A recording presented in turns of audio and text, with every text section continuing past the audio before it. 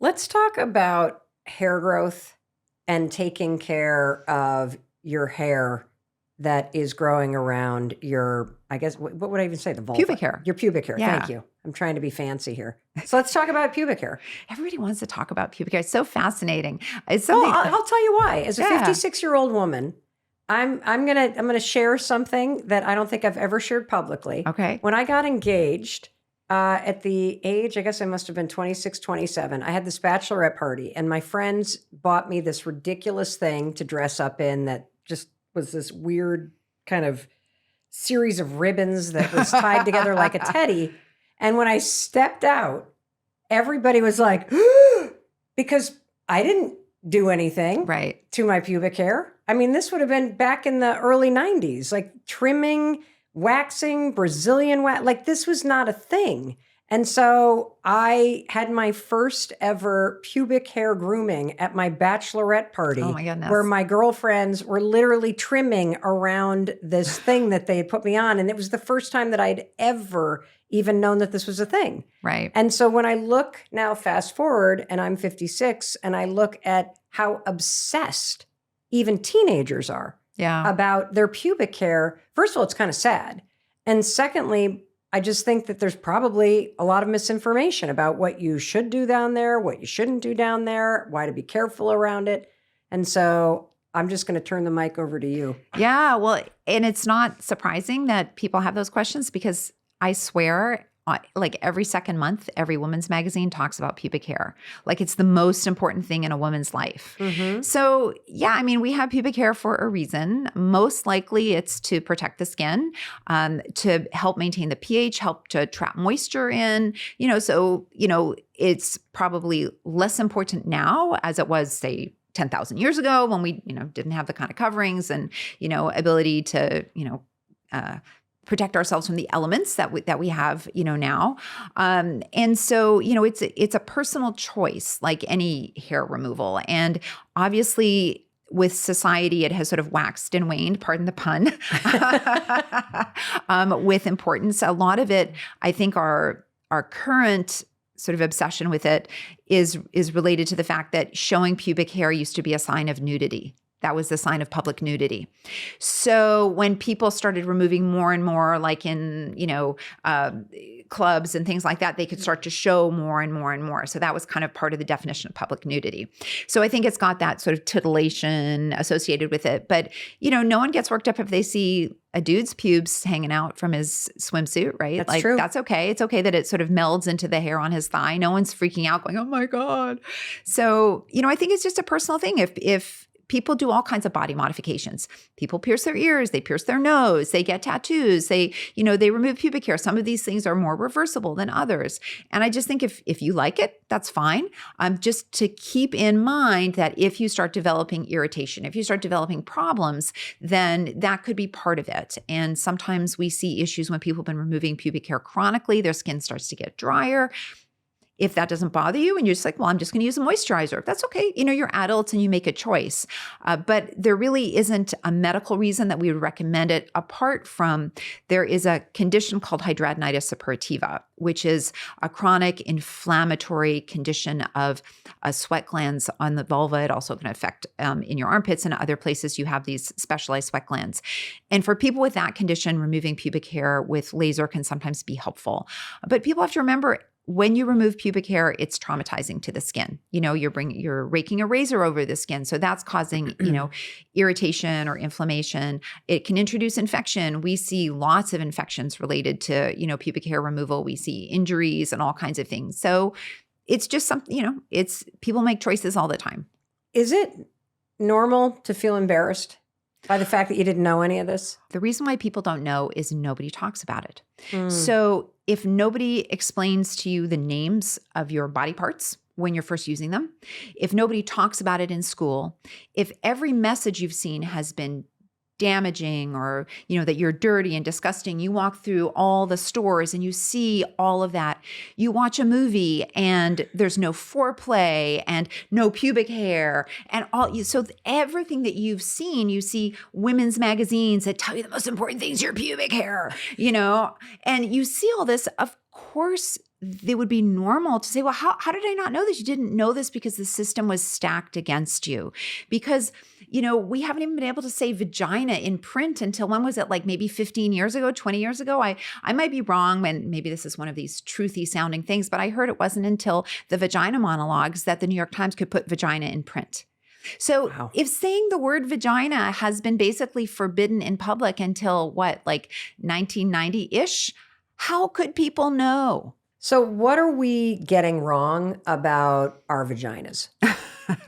That's a loaded question. I would say that there is a large industry out there trying to make you think that your vagina is a broken heap of something that is the worst possible thing you could imagine. If you walk into any grocery store or drugstore, you see shelves and shelves and shelves of products designed for the vagina and the vulva.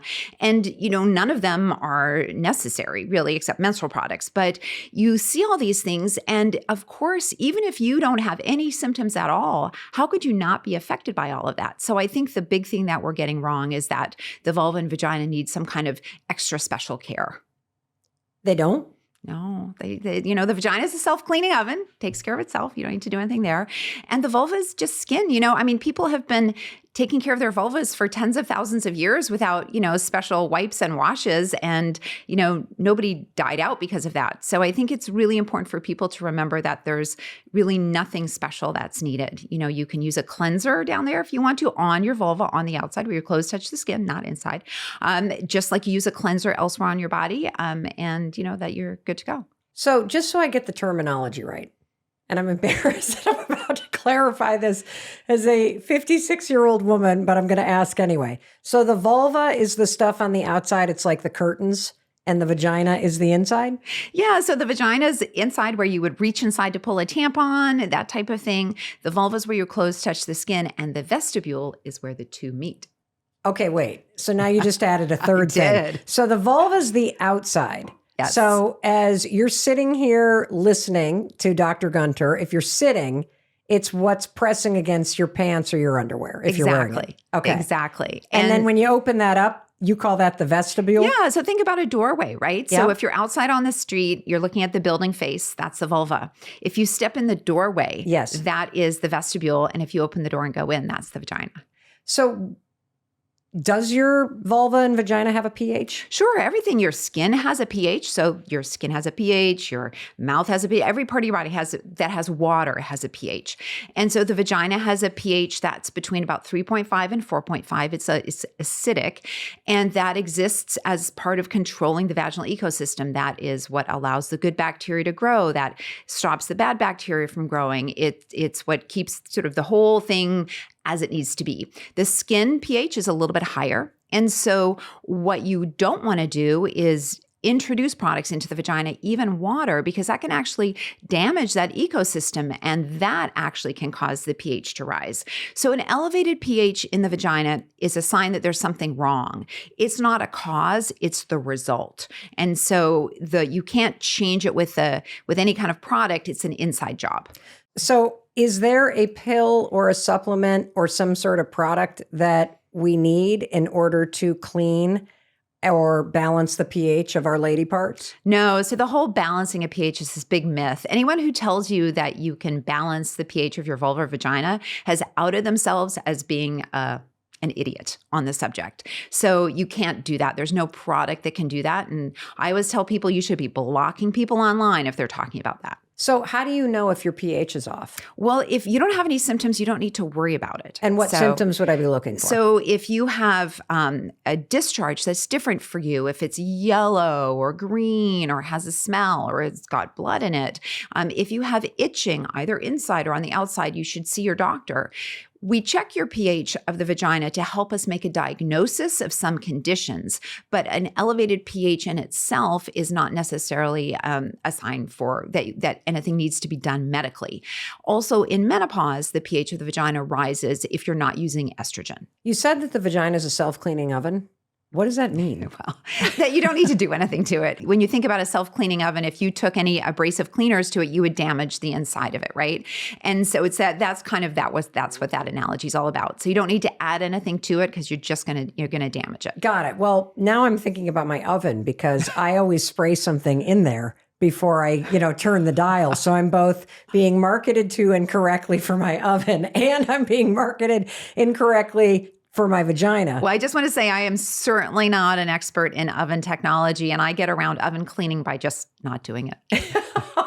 So I saw online that if I eat pineapple, that my vagina is going to smell better. Is that true? Yeah, no, that's a load of garbage. So, and I think it's really important for people to know that anytime they hear someone saying that, the underlying message is they want you to believe that your vagina stinks. It's this all based in this idea that they want you to think that there's something wrong or bad or dirty with your body to sell a product or sell a diet or to just get attention and clicks, right? So you can't change the odor of your vagina with any kind of food. What if you don't like the odor?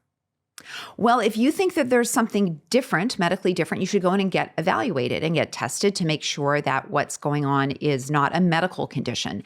And if there isn't a medical condition, then I think it's important to talk with your medical provider what's bothering you. But many, many people are really affected by that disinformation I spoke about earlier, about all the shelves and shelves of products that they've been subjected to. They've often had awful things said to them by men about how their bodies smell. I spent a lot of time undoing harmful words from men. Today, you and I are busting medical myths and misinformation. What are we getting wrong about our vaginas? That's a loaded question. I wish people would just forget the word hymen. It is probably the most misunderstood body part. So let's talk about pubic hair. Everybody wants to talk about pubic hair. It's so fascinating.